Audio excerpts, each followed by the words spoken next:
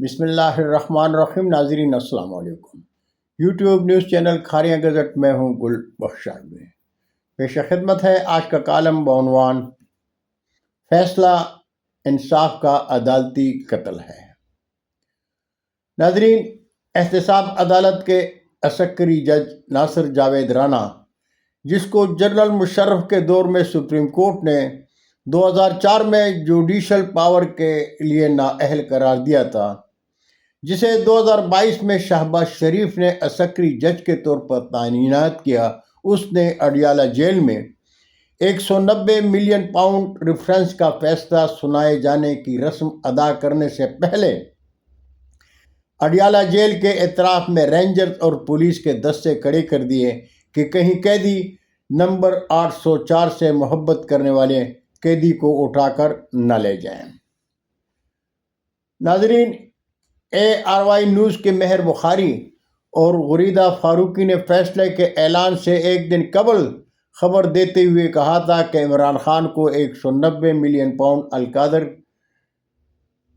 Corruption case میں 14 برس جبکہ ان کی اہلیہ بشرا بی بی کو 7 برس کی قید ہوگی۔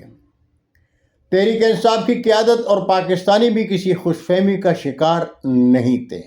وہ جانتے تھے کہ مذاکرات اور جنرل سے ملاقات کے باوجود عمران خان اپنے موقف سے پیچھے ہٹنے والے نہیں، وہ NRO نہیں دیں گے۔ بیرسٹر گورہان کہتے ہیں کہ جج نے فیصلہ سنایا تو بشرا بی بی مسکرائیں۔ محترمہ نے جج سے ایک مکالمے میں کہا تھا، پاکستان میں قانون ہے لیکن انصاف نہیں۔ عمران خان فیصلہ سن کر ہنس پڑے اور کہا، ہمیں فیصلہ سن کر کوئی حیرانی نہیں ہوئی، اس لیے کہ 2 سال سے تحریک انصاف کے ساتھ عدلیہ کا رویہ غیر منصفانہ اور امتیازی رہا ہے۔ جو عدالتیں اور جج خود غلام ہوں، ان سے انصاف کی امید فضول ہے۔ احتساب عدالت کے عسکری جج ناصر جاوید رانا نے 18 دسمبر 2024 کو فیصلہ لکھ کر محفوظ کیا تھا، جو 3 مرتبہ مؤخر کیا گیا۔ تجزیہ نگار لکھتے ہیں کہ تحریک انصاف سے اندر خانے ملاقاتوں میں کپتان سے NRO کا مطالبہ کیا جا رہا تھا، لیکن جب کپتان نے ایبسلیوٹلی ناٹ کہا تو احتساب عدالت نے فیصلہ سنا دیا۔ حالانکہ دنیا جانتی ہے کہ عمران خان اور بشرا بی بی القادر یونیورسٹی کے مالک نہیں بلکہ صرف ٹرسٹی ہیں۔ عمران خان اور بشرا بی بی کے فلاحی کام پر اسلامی جمہوریہ پاکستان کی عدالت کا یہ فیصلہ انصاف کا عدالتی قتل ہے۔ علیمہ خان کہتے ہیں کہ سزا اس لیے دی گئی کہ میرے بھائی نے پاکستان میں القادر یونیورسٹی بنائی تو کیوں بنائی؟ ناظرین، یہ محفوظ عدالتی فیصلہ اس وقت تنازعات کا شکار ہونا شروع ہوا تھا جب متعدد صحافیوں نے سوشل میڈیا پلیٹ فارم پر یہ خبر دینی شروع کی کہ عمران خان کو اس مقدمے میں سزا ہو جائے گی۔ سوال پیدا ہوتا ہے کہ آخر عدالت کی جانب سے فیصلے کے اعلان سے قبل ہی فیصلے کی خبر صحافیوں کو کیسے مل جاتی ہے؟ احتساب عدالت کے فیصلے پر عمران خان نے قوم کے نام اپنے پیغام میں کہا، آپ کو گھبرانا نہیں، آخری گیند تک لڑتے رہیں گے، کوئی ڈیل نہیں ہوگی۔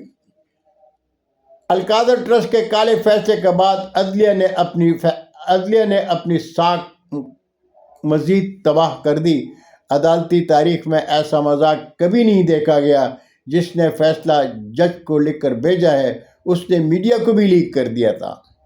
میں اس آمریت کو کبھی تسلیم نہیں کروں گا۔ اس آمریت کے خلاف جدوجہد میں مجھے جتنی دیر بھی جیل کی کال کوٹری میں رہنا پڑا میں رہوں گا، لیکن اپنے اصولوں اور قوم کی حقیقی آزادی کی جدوجہد پر کوئی سمجھوتا نہیں کروں گا۔ میں ایک بار پھر قوم کو کہتا ہوں کہ حمود الرماش کمیشن رپورٹ پڑھیں۔ یحییٰ خان نے بھی ملک کو تباہ کیا اور آج بھی ڈکٹیٹر اپنی آمریت بچانے اور ذاتی مفادات کے لیے یہ سب کچھ کر رہے ہیں۔ انہوں نے ملک کو تباہی کے دانے پر لا کھڑا کر دیا ہے۔ کسی پاکستانی دوست نے کیا خوب کہا ہے کہ پاکستان رہنے کے قابل نہیں رہا اور ہم پاکستان سے بھاگنے کے قابل نہیں رہے۔ اس لیے صفحے درست کر لیں، سب کی باری آنے والی ہے۔ 70 سال میں ہم جس مقام پر پہنچے ہیں وہ ڈوب مرنے کا مقام ہے۔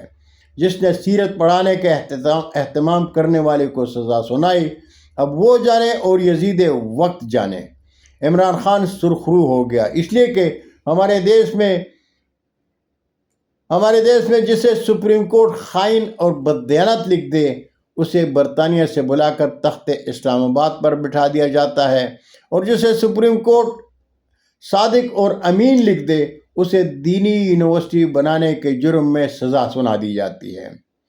ہمارے دیش میں جو ہوا اور ہو رہا ہے دنیا دیکھ اور سن رہی ہے، لیکن حقیقت تو یہ ہے کہ ہمارے دیش میں سیاستدان تو بہت ہیں لیکن لیڈر صرف ایک ہے، اور وہ ہے عمران خان۔ بہت شکریہ ناظرین، زندگی نے ساتھ دیا تو برقی رابطے میں پھر ملاقات ہوگی۔ آپ سے حسب سابق درخواست کروں گا کہ میرے چینل کو سبسکرائب کریں، دوستوں کے ساتھ شیئر کریں اور چینل کی گھنٹی ضرور بجائیں۔ اجازت چاہوں گا۔ اللہ ہم سب کے پاکستان کا حامی و ناصر ہو۔ پاکستان زندہ باد۔